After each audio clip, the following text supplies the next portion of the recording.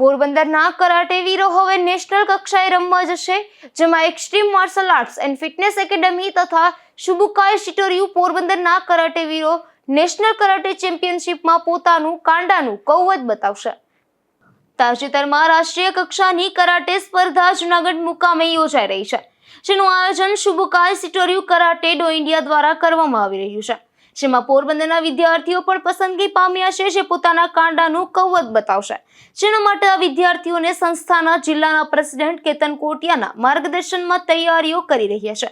આ રાષ્ટ્રીય કક્ષાની કરાટે સ્પર્ધા નિહોન શુબુકાઈ શિટોરિયુ કરાટે ડો ઇન્ડિયાના પ્રેસિડેન્ટ ક્યુશી શિહાન વિજય ભટ્ટના નેતૃત્વમાં યોજવામાં જઈ રહી છે।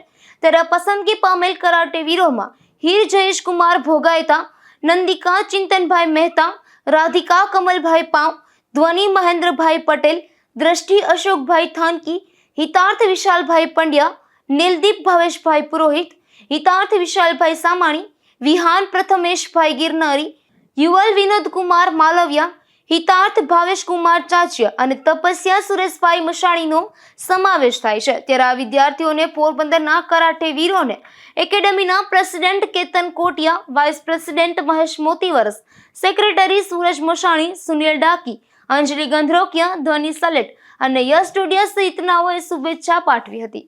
અશોક થાનકી, ગુજરાત ન્યૂઝ, પોરબંદર।